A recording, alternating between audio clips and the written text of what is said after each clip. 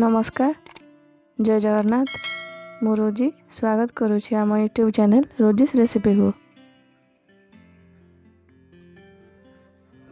आज आम देखिबा माछ मुंड पोई छेंचड़ा किपरि प्रस्तुत करा जाए। चलंतु आरंभ करिबा। गोटे बड़ माछर मुंड नेछि मु सेथिरे हळदी लुण पकेइछि। एबे ताको मु गोले देछि भल भावरे एवं माछ मुंड को टिके मैरिनेट करके आमे किछि समय पई छाडी दवा। एबे आमे किछि पोई पत्र मु काटी की रखिछि आ किछि पोई नाड़ को भी काटी की रखिछि आ गोटे आलू काटिछि गोटे बैगण काटिछि आ छोट पीस खंडे बोईतालू काटिछि आ किछि बड़ी रखिछि। मसला प्रस्तुत करबा पई मु किछि कटा पियाज नेछि किछि अदा नेछि किछि रसुण नेछि आ तेजपत्र एटा हमें प्रस्तुत कला बेले व्यवहार करबा। किछि कटा पियाज भी प्रस्तुत कला बेले व्यवहार करबा।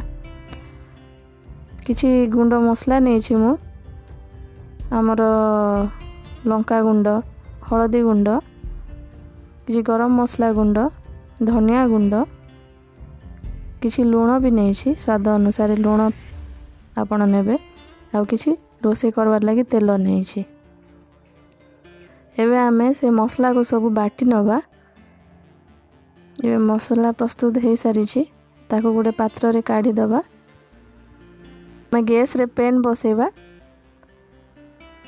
किछि तेल पकेबा। तेल गरम हैला परे बड़ी को भाजीबा।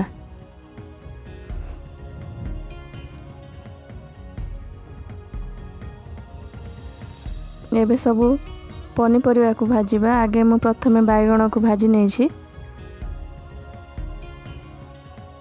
सेथिरे मु किछि लूण किछि हळदी भी पकेइछि तापरे कटा बोईतालू को पकेइछि कटा आलू को भी पकेइछि सबू को भाजी नेछि। पनीपरिया सिझिबा पई 2 मिनिट ढाकुणी ढांकी देबे। तापरे मु से पोई नाड़ को भी भाजी देछि।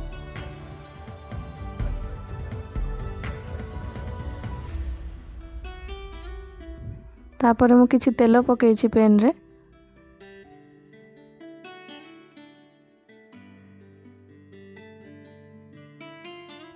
एबे माछ मुंड को भाजी नेछि।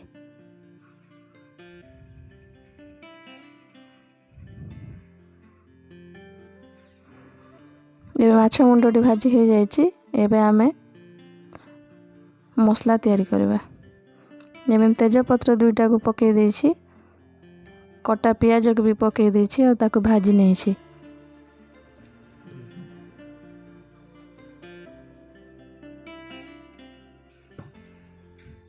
तापरे हम बाटी की मसला रखी थिले ताको मु सेथिरे किछि देछि।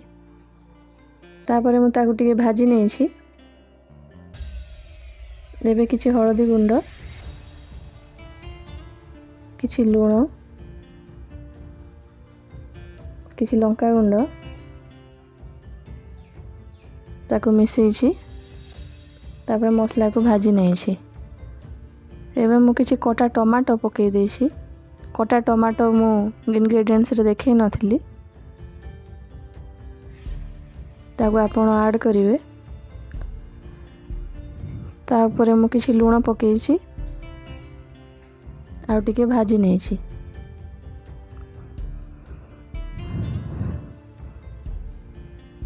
तबे मसला रे टिके पानी देछि। तापरे मु ढांकी देछि। एबे आमे ढांकुणी खोली की देखिबा टमाटो हमर भल से भाजी जाइछि कि नै आ मसला रो पानी केते मरिछि। एबे जेते सब पनीपरिया मु भाजी की रखी थिली ताको सब सेथिरे मिसै देछि।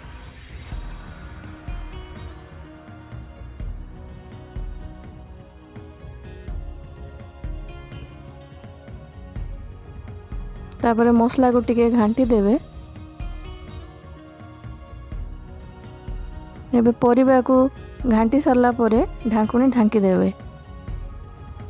ଏବେ ଢାଙ୍କୁଣୀ ଖୋଲିକି ଦେଖିବା ପନିପରିବା କେତେ ସିଝିଛି।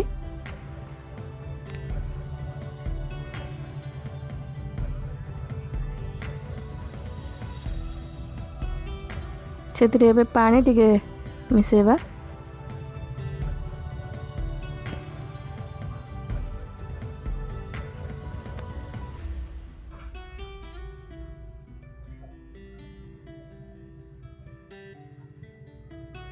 ଏବେ ସେଥିରେ ଆମେ ଧନିଆ ପାଉଡ଼ର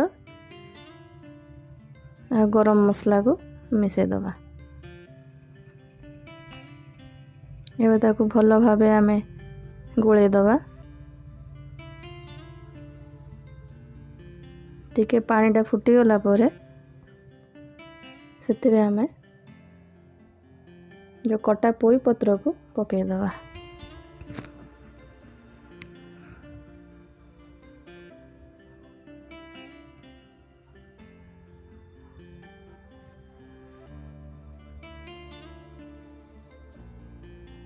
ଏବେ ତାକୁ ଟିକେ ଆମେ ଗୋଳେଇ ଦେବା।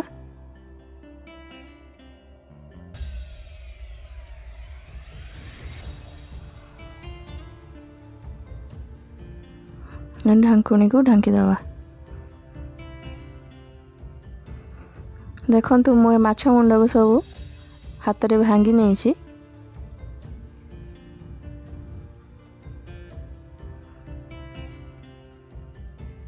ଏବେ ଢାଙ୍କୁଣୀ ଖୋଲିବା। ଆମର ତରକାରୀଟା ଏବେ ପ୍ରସ୍ତୁତ ହେଇଗଲାଣି। ପୋଇ ପତ୍ର ବି ସବୁ ସିଝିଗଲାଣି ଭଲ ଭାବରେ। ଏବେ ଆମେ ଏଥିରେ ଯେଉଁ ଭାଜିକି ବଡ଼ି ରଖିଛନ୍ତି ତାକୁ ପକାଇଦେବା।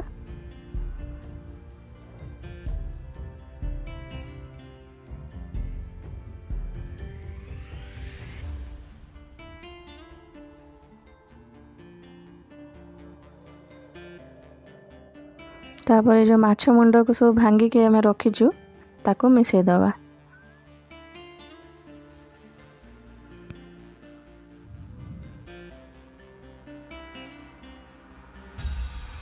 ଏବେ ତାକୁ ଭଲ ଭାବରେ ଗୋଳେଇ ଦେବା,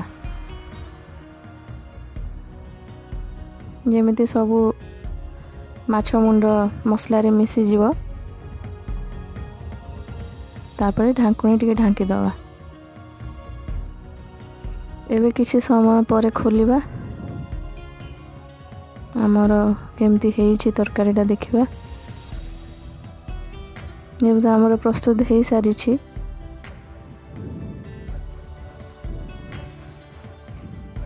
ସବୁ ଭଲ ଭାବରେ ଆମର ପନିପରିବା ବି ସବୁ ସିଝି ଯାଇଛି। ଏବେ ଆମେ ତାକୁ ଗୋଟେ ପାତ୍ରରେ କାଢ଼ିବା।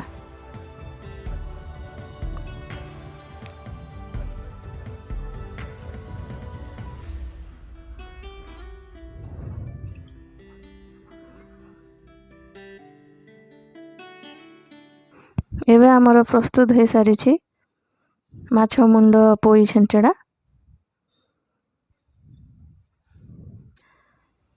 ଯଦି ଆପଣଙ୍କୁ ଆମ ଏ ରେସିପି ପସନ୍ଦ ଆସିଲା ତାହେଲେ ଲାଇକ୍ କରିବେ। ଯଦି ଚ୍ୟାନେଲକୁ ପ୍ରଥମ ଥର ଦେଖୁଛନ୍ତି ତାହେଲେ ସବସ୍କ୍ରାଇବ୍ କରିବେ। ଆଜି ପାଇଁ ଏତିକି, ରହିଲି। ଧନ୍ୟବାଦ।